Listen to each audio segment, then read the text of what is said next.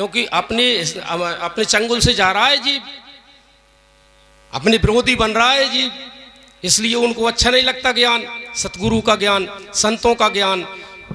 फिर वे आगे कह रहे हैं, बड़े भाग्य मानुष तन पावा, सुर दुर्लभ सद ग्रंथन गावा। सारे ग्रंथ कह रहे हैं, सारे शास्त्र कह रहे हैं, सारी दुनिया संत महात्मा धर्म ग्रंथ कह रहे हैं, धर्म महात्मा कह रहे हैं कि बड़े भाग से ये मनुष्य शरीर मिलता है। सुर दुर्लभ सद ग्रंथन गावा। आपके अंदर सुर के अंदर जो नाम चल रहा है, आपके अंदर जो नाम चल रहा है, आपके अंदर जो सुर चल रहा है, उसको मिलना बहुत कठिन है। दुर्लभ, दुर्लभ किसको कहते हैं? जो चीज मिलती नहीं है, कठिनाई से कहीं मिले, वो दुर्लभ है इसमें। और इसमें बैठी रखी है वो चीज, इसी शरीर में रखी है। ये शरीर रहते हुए इसी में तुमको प्राप्त करना है।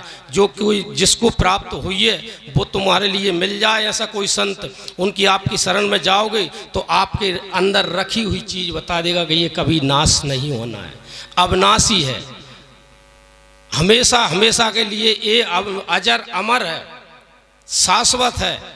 ये सृष्टि भी नहीं थी तब भी आप थे, और सृष्टि ना रहेगी तब भी आप रहोगे। खाली आपको प्राप्त करना है बस। हमें ढूंढना है कि हम कौन है। हम ये मानव शरीर प्राप्त करके बैठ गए हैं कि ये मानव शरीर जो है ना, हम इस शरीर को मैं मान बैठे हैं, जबकि ये शरीर नाशवान है। हम आंखों से देख रहे हैं ये शरीर नाशवान है कि नहीं, कि अजर अमर है। किसी का संसार में किसी का अजर अमर नहीं है। ये शरीर निश्चित जाना है कि साधन धाम मोक्ष कर द्वारा, पाए न जेहि परलोक समारा। ये साधनों का धाम है पूरा शरीर। बताओ, एड़ी से चुटियानो एक एक अंग की विवेचना करो, आप बड़ी विधि से देखो। आप परमात्मा ने ऐसी चीज सृष्टि पे कोई नहीं बनाई जो सृष्टि तुम्हारे अंदर बनाई है। तुम एक हाथ की मन बनावट देख लो, आँख की बनावट देखो कितनी कलाकारी से बनाई है, कान की देख लो।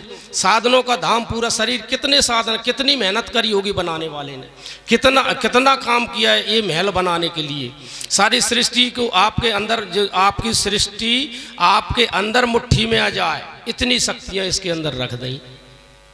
लेकिन हम क्या, मन के कहने पर, मन एक है चाहे जिधर लगा, काम करे हराम का या राम में लगा।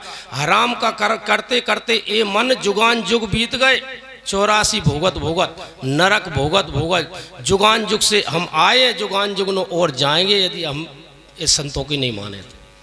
संत महात्मा की मान लेंगे, वेद शास्त्र की मान लेंगे, नाम रटना शुरू कर देंगे, तो आप इस दुनिया से, इस 84 से नरकों से बचा के ये संत महात्मा ले जाएंगे। ये सृष्टि का नियम है। ये पृथ्वी पे जो जिसका भी उद्धार हुआ है, जिनको संत मिल गए हैं, संत उनको पकड़ के ले गए हैं, वो ही जीवात्मा जन्म मरण से रहता हुई है, हो सकेगी। जितने भी देवता मान लो, ब्रह्मा विष्णु महेश से लगा के, जिनने उनकी तपस्या करी है, वे सारे वेद लिखे रहे हैं। उनमें लिखिए कि बिन्न कहीं 70 युग तपस्या करी थी, भाई वे प्रकट हो गए भगवान। बिन्न कहीं वरदान मांग लो, बिन्न कहीं मैं अजर अमर हो जाऊं, ऐसे सारे इनकी कथा लिखी हैं। लेकिन किसी ने किसी को अमर किया है? कहीं की वेद में बताया हो? जिनने वरदान मांगे बिन्न मारवे की गेल कहीं ना कहीं राख लई। काय राख लई? कि उनके पास जो व्यवस्था नहीं है अमर करवे की। अमर करवे का विधान इस सृष्टि पे है तो केवल संतों के लिए, और संतों के पास जो जीवात्मा जाएगी तो वो हमेशा हमेशा के लिए अजर अमर हो जाएगी। ये जन्म मरण के चक्कर से छूट जाएगी। उनके लिए नहीं अधिकार कि साधन धाम मोक्ष कर द्वारा, पाए न जेहि परलोक समारा।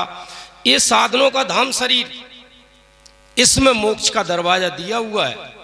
इस शरीर के अंदर मोक्ष का दरवाजा है। 9 दरवाजे दुनिया जानती है, 9 द्वारे दुनिया जानती है, सबको पता है इसमें दरवाजा। लेकिन इसमें एक 10वां द्वार दिया हुआ है, परमात्मा से मिलने के लिए, परमात्मा के पास जाने के लिए, परमात्मा के दर्शन करने के लिए। आप संतों के पास जाओगे, उनकी शरण में जाओगे तो वो आपको ज्ञान देंगे।